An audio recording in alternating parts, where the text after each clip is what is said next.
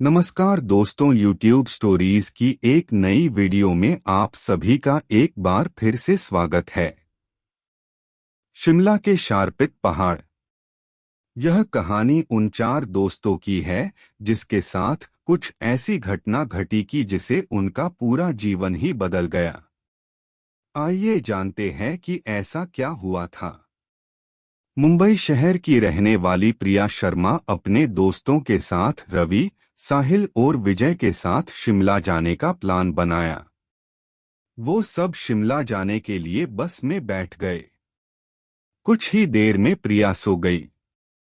अचानक प्रिया की नींद खुल गई तो उसने देखा कि बस में कोई नहीं था। बस का ड्राइवर भी नहीं था। बस अपने आप ही चल रही थी। उनके सारे दोस्तों भी बस में नहीं थे। यह सब देखकर डर के मारे प्रिया जोर जोर से चिल्लाने लगी। अचानक उसे लगा कि कोई उसके पीछे खड़ा है। जब उसने पीछे मुड़कर देखा तो वहां एक स्त्री बैठी हुई थी। उस स्त्री का चेहरा जला हुआ था। ऐसा लग रहा था कि किसने उसके चेहरे पर एसिड फेंका हो। ऐसा भयंकर चेहरा देखकर प्रिया ने चिल्लाना शुरू कर दिया, बचाओ बचाओ बचाओ। और अचानक प्रिया की नींद उड़ गई। वो एकदम डरी हुई और पसीने से पूरी भीग गई थी।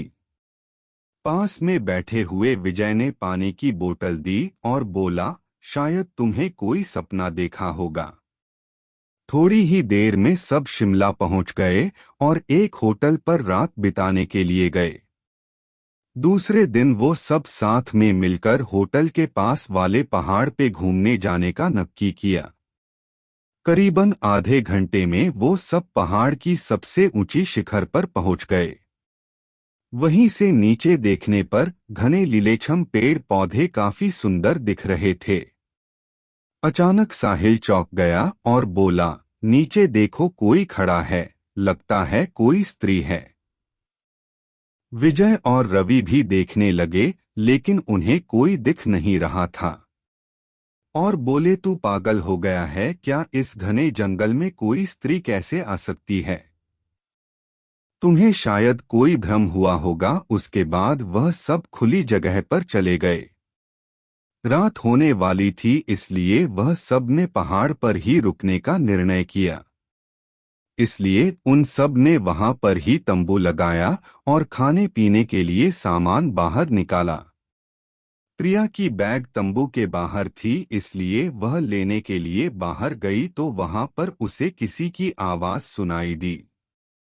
प्रिया उस आवाज की और अपनी नजर घूम आती है तो उन्हें सामने से कोई तीन आदमी आते हुए दिख रहे थे।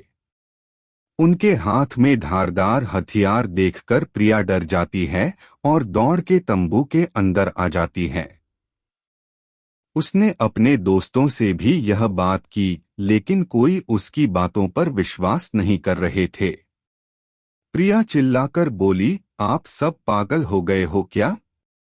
कोई भी मेरी बातों पर भरोसा नहीं कर रहा है। चलिए मेरे साथ बाहर, मैं आपको बताती हूँ। वो सभी बाहर आके शिखर की टोच से नीचे देखने लगते हैं। उतने में ही उन सभी को लगता है कि कोई तीन लोग उनकी ओर बढ़ रहे हैं।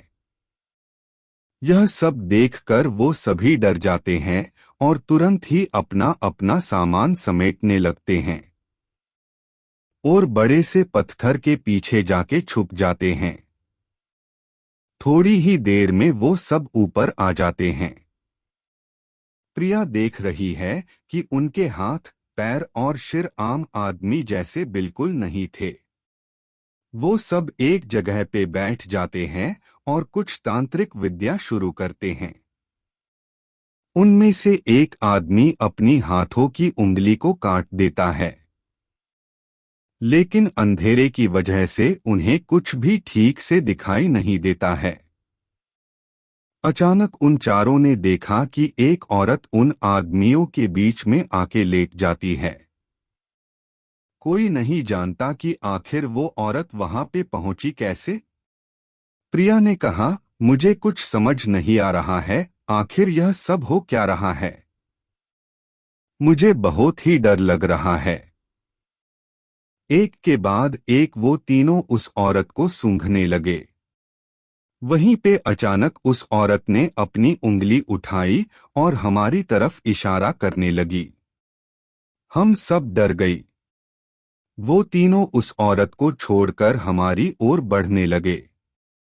हम सब पहाड़ी से नीचे होटल की ओर दौड़ने लगे। हमारी आवाज सुनकर वो तीनों हमारी ओर दौड़ने लगे। प्रिया और साहिल सबसे आगे थे और विजय और रवि उनके पीछे दौड़ रहे थे। प्रिया और साहिल होटल तक पहुंच गए, लेकिन रवि और विजय का कोई पता नहीं चल रहा था।